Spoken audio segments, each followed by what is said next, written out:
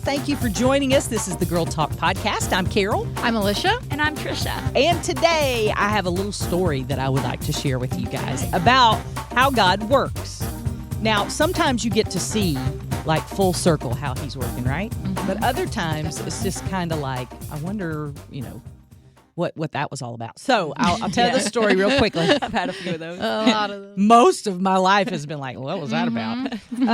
But anyway, I go to the gym and I get in a conversation that I'm not even really sure I'm supposed to be a part of. Like, I was talking with a friend of mine, and then another gal walked up, and they started talking, and they're friends from a long time. But the one gal started sharing about her marriage and some struggles that she was having.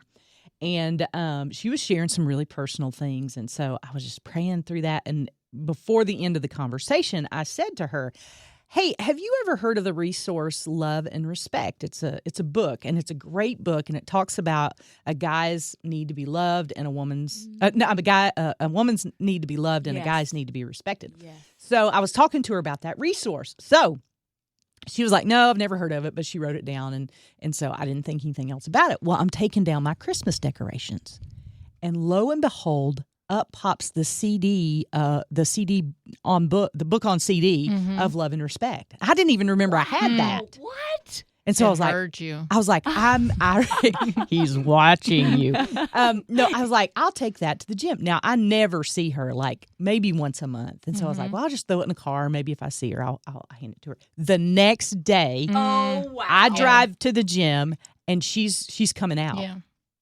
And so I grabbed the CDs, and I'm like, hey, I wanted to bring these to you. And so she took them, and she was very kind. I thought she may or may not ever listen to those. Well, fast forward, Wednesday night at church, one of the gals in my small group said, hey, I got something to tell you. I was like, okay. And she goes, I work with this gal who I had an interaction with at the gym, and she was telling me about the CDs that you gave her. And I was like, what? And she goes, yeah. She goes, they have impacted her and her marriage in a amazing way. This is amazing. She was like, I have been talking to her and trying to help her through, but this was just, she's like, her love language is books on CD. I mean, that's what she gets into. Her husband listened to it. She listened to it, and they came together and listened to it. And I was like, thank you for sharing that with me, because I had no clue. Right. Like, did I think, today I'm going to be on mission to go to the gym and see who I can minister to? No. Gym mission. No. It never happens that way. Like, wow. But don't you love it when you do get to the end and you know the only way this happened was God put you in that moment at that time, and he helped you find that CD. I would have never found it. And I wasn't even really putting, I mean, this was just a place that was just out of the ordinary that I was. It was so weird. And it was so like God. And it just made me giggle. And it made me wonder. It was a good reminder to me about little things that I do. Yes. That can make a big difference. You know, I mean, I think we totally think that we've got to, go to another country to do missions, or we've got to, give like lots of money so that people can go. And it's not that at all. It's just using your gifts and your abilities and what God's put in your hands to fulfill His purpose for today. Because I think I used to get overwhelmed because I thought the only kind of missionary, and I'm putting the air quotes up there, can't see that, but missionary was, you had to go to another country, take a vow of poverty, and eat rice for the rest of your life. That was what a definition of a missionary was for me. But I'm learning, the older that I get, if I'll just ask God to use me, and I didn't even ask Him in that situation. I mean, I was praying for her, and I was praying for her marriage, and that God opened the door. Yeah, He did. He so totally did. And He put that in my mind, and I was like, oh, that would be a good resource for her. And then I found it. If you would have asked me that day, hey, do you have Love and Respect on CD? I would be like, no, I don't think I do. Yeah. But there it was. And I've been so captivated by that experience. And a week or so ago, I saw a video of a gal who lives in York, South Carolina. She's a FedEx delivery person. Did you see this? I was thinking of this same story. Yeah, you tell it then. If it's the one I'm thinking about, she was a FedEx delivery person. She was going around doing her deliveries. Yeah. She went to an elderly woman's house to deliver a package. They got into a small conversation. And the elderly woman expressed that her husband was really sick with cancer, and she was getting tearful. And the FedEx driver, as I would do, was a little uncomfortable in this conversation because they with don't the know each stranger. other. Right. Yeah. So she started to kind of, she said, awkwardly change the subject and then left. Now, she's a believer, and she had been praying for God to use her and all that stuff. Well, then God started to go in her head, go back and pray with that woman. Well, and she also had like 100 more deliveries, FedEx deliveries to must get done. Right? Yes. So that's weighing on her, but that other thing is weighing, she has to balance it. Do I do my job and fulfill these deliveries, or do I accept this calling that I'm hearing to go back? Yep, and she did. After 20 deliveries, she went back to that woman's house, rang the doorbell. The woman came down and was tearful and emotional immediately, and they just hugged and prayed and just sought God together, and it was just a wonderful blessing. The most beautiful thing. Yeah. And that doesn't have a big red bow tied around it, like, and her husband got better and now they live happily ever after. Because I think that's the case too, at least with me, is I want everything to be resolved. Yes. You want to solve the problem. Yeah, happy endings, exactly. And it's not that way a lot of times, but it's just doing what God has called you to do. So this relates to a discussion we had in our Sunday school class this past weekend. We were talking about find your satisfaction in the Lord. Find your satisfaction in the Lord. Well, that's been something I'm like, well, what does that mean exactly? How does that look? How do you find your satisfaction in the Lord? I actually posed that question to our class. I said, guys, we hear about this a lot. The way to find satisfaction and peace and joy in life is to find it in the Lord. But how do you do that? What does that look like?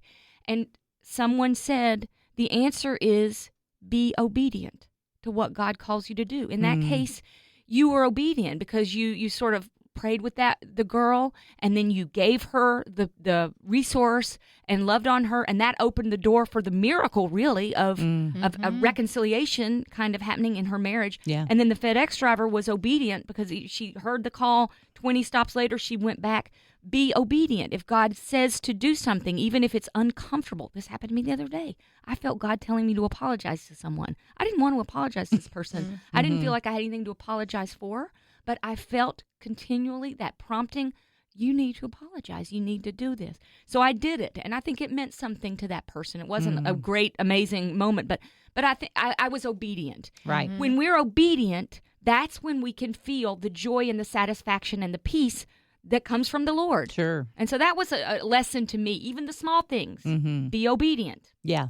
And I've seen so many people, it struck me at the end of last year, probably the fall of last year, is that people were so unkind on Facebook and social media with all the election stuff and with all everybody's got an opinion about everything.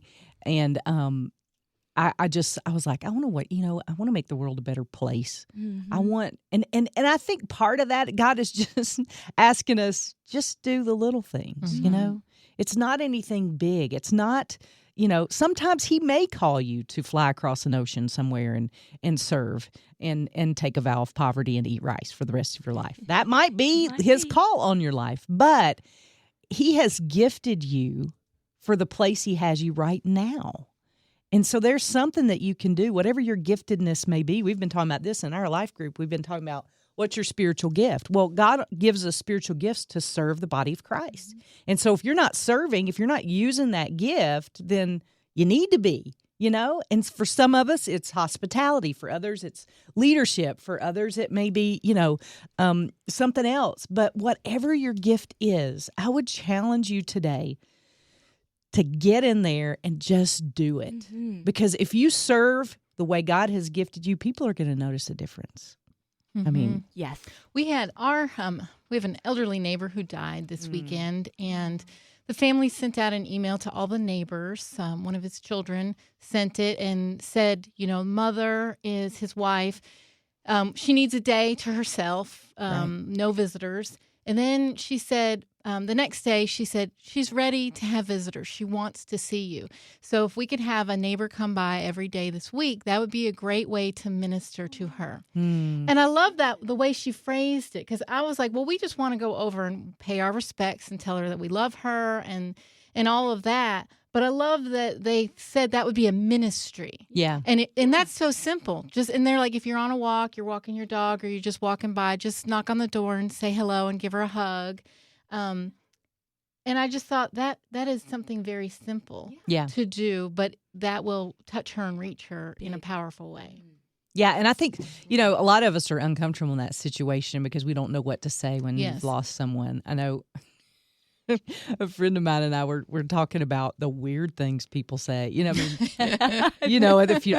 good. Well, he's dead. It's like, why would you say that? Because a lot of us feel uncomfortable and we feel the pressure to say something. Stressful. Yeah.